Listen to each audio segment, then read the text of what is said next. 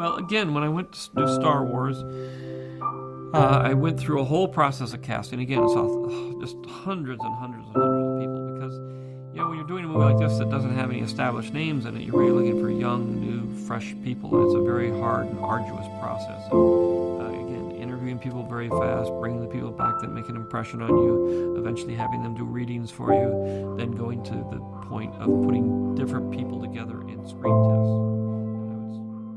Take these three Leias and I would move them around and test them as these three Lukes, and and see who played well with each other. Again, I went in for an ensemble idea of casting rather than just casting individual roles. I really was looking for a group of people that would work well together. The year is 1969. At this time, George Lucas had been approached by John Milius to direct Apocalypse Now. He turned it down. Little did he know at that time that it went on to be one of the greatest war films ever made. Despite this, it had a troubled production, so he just narrowly dodged a bullet by making this decision. Nice. Fast forward to March of 1976, and he had finished writing the script for, you guessed it,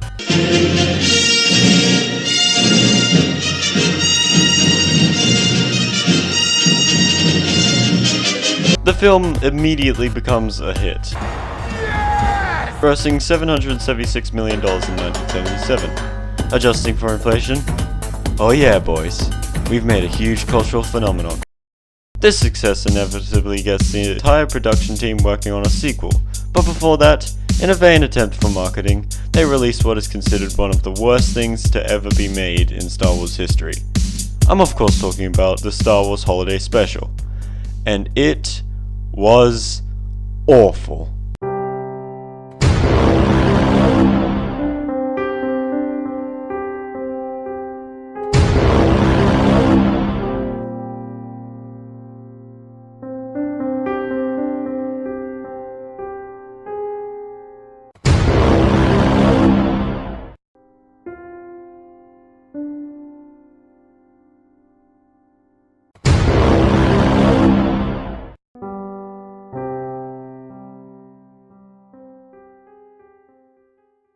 If we're talking about the story, it's not a good one. Most of the runtime is spent with characters sitting down watching TV, or Lumpy making noises loud enough to give you ear cancer. Let's see you recover from that. If it wasn't for Empire Strikes Back, Star Wars would have been a dead brand then and there. But there was worse to come. Whilst Return of the Jedi was a great movie, capping off the original trilogy and thereby solidifying Star Wars as a recognizable intellectual property on a global scale, fans wanted more. And many years later, a year before the new millennium, they were treated with The Phantom Menace. And they hated it.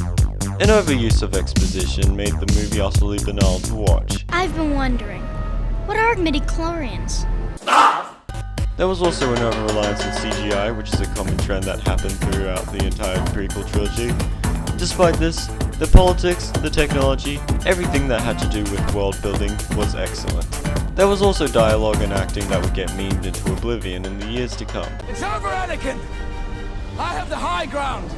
You underestimate my power! Despite this, it managed to spark the imaginations of fans based on the fact there were a number of videos which asked the question, what if? And for the most part, they got a lot of views. Great. There was that and some memorable songs like this.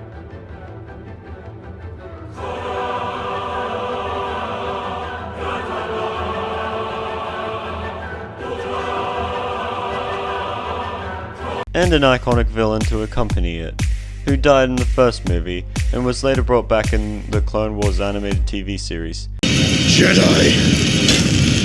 I have been waiting for you. It was clear at this point, due to an overwhelmingly negative reception towards the prequel trilogy as a whole, George Lucas became burned out by the IP and decided to sell it off to Disney, marking the beginning of the downfall. It's opening night for The Force Awakens, and the movie was gorgeous. It got slapped with 8s and 9s out of 10 from audiences and critics alike, and even a YouTuber by the name of I Hate Everything sings its praises. While some people at the time accused The Force Awakens of being derivative of A New Hope, this didn't matter, as Disney could do no wrong when they released Rogue One the following year, which was initially meant to be a mix of Apocalypse Now and Star Wars, thereby providing a darker tone and emphasizing the horrors of war. However, production was difficult to say the least. After Kathleen Kennedy, president of Lucasfilm, saw the initial cut of the movie, it turned out having shocking depictions of war wouldn't give off the family-friendly market appeal that Disney was known for. In order to make the film more commercially viable, things had to change, and reshoots were conducted with Kathleen Kennedy citing the reason for these reshoots as creative differences. Naturally, the production budget increased to $220 million after these extensive reshoots in mid-2016.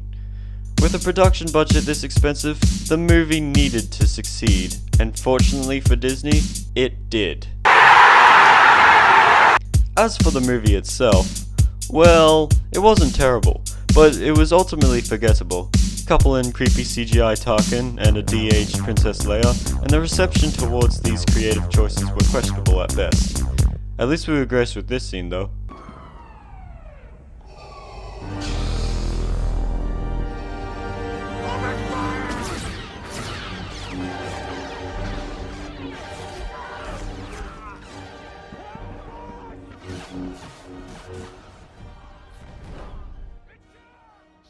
Woo! Yeah, baby! That's what I've been waiting for. That's what it's all about. Woo! It was safe to say, things were looking perfect. December 15, 2017. The Last Jedi was released in cinemas and the reviews were divisive. Whilst critics praised it, it was hated by general audiences apart from the people who defended it. Even PewDiePie was disgusted. I go, Felix, this is Star Wars. Everyone loves Star Wars. Stop being such a cynic and enjoy the film. And it could have been an amazing film, but it wasn't. I don't know why all these critics are lying. Most of the criticisms lay in the direction of the film.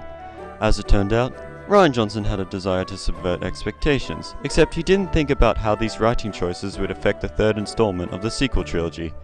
As a result, General Hux was turned into a joke. The main villain Snoke was killed off, and Kylo Ren had been beaten by Rey in the previous movie.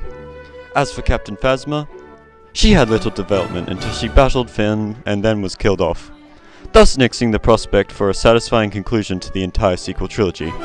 Couple in the fact that the film used MCU humor such as Poe Dameron making your mom jokes. You hear me? Look, I can't hold forever. If you reach him, tell him Leia has an urgent message for him. I believe he's tooling with you, sir. About his mother. This made it feel very removed from Star Wars according to the fans that hated it. Aside from that, there was still the big question being, who is Rey's parents? We would get an answer to this in The Rise of Skywalker. You are a Palpatine. But before that, Solo, a Star Wars story, was released in theaters in May of 2018. It became the first Star Wars film in history to flop at the box office. Dear God, the Disney execs thought to themselves, they still had The Rise of Skywalker coming out to conclude the sequel trilogy. The film did manage to gross $1 billion at the box office, but that was half of what The Force Awakens had made. Everyone at Lucasfilm decided, maybe we should pull the plug on upcoming productions of future cinematic productions. Good idea. Then what should we do? How about we make a TV series on our new streaming service, Disney+. Perfect. And thus, The Mandalorian was born.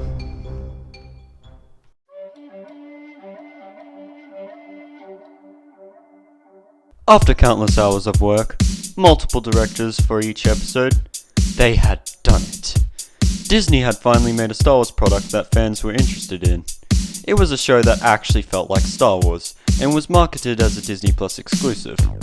Baby Yoda was talked about non-stop on mainstream media news outlets, and the world rejoiced over Lucasfilm's accomplishment.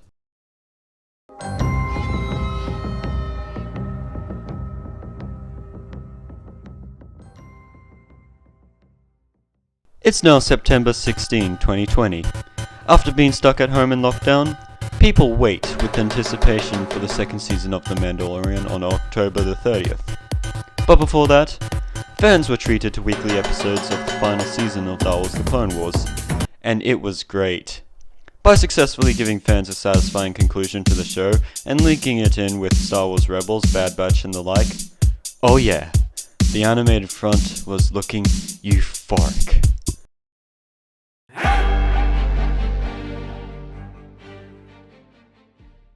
...2021 and 2022 saw more releases of Star Wars shows, and in the case of Book of Boba Fett, it was terrible. The competent bounty hunter who was mysterious in the beginning got turned into a moron who fires a rocket at a shield, hires edgy cyberpunk teenagers, which was a baffling creative decision to say the least, and there were 2 episodes dedicated to The Mandalorian, which was a cheap attempt to convince fans the show was good. Whilst these episodes were much better, people weren't having it. I am gonna punch a hole through your face! I'd like to see you try that. Yeah?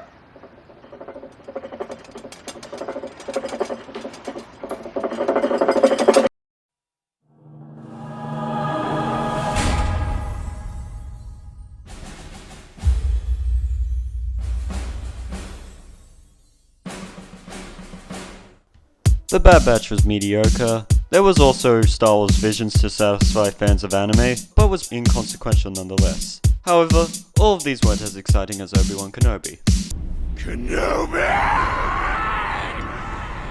The show was depressing and amateurish, with people such as Pyrocynical making videos discussing the bad writing, such as Leia as a 10-year-old child being able to outrun adults.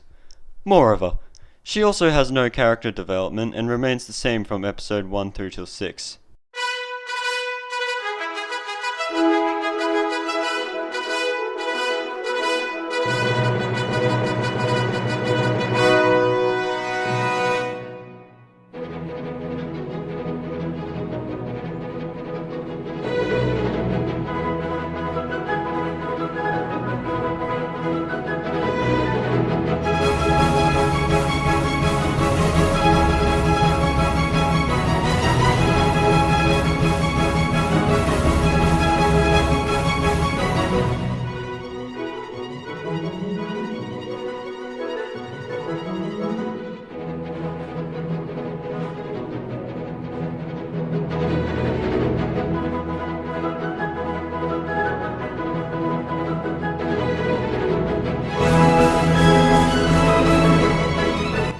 Characters were dumbed down to serve the story, showcasing the writer's lack of skill and imagination.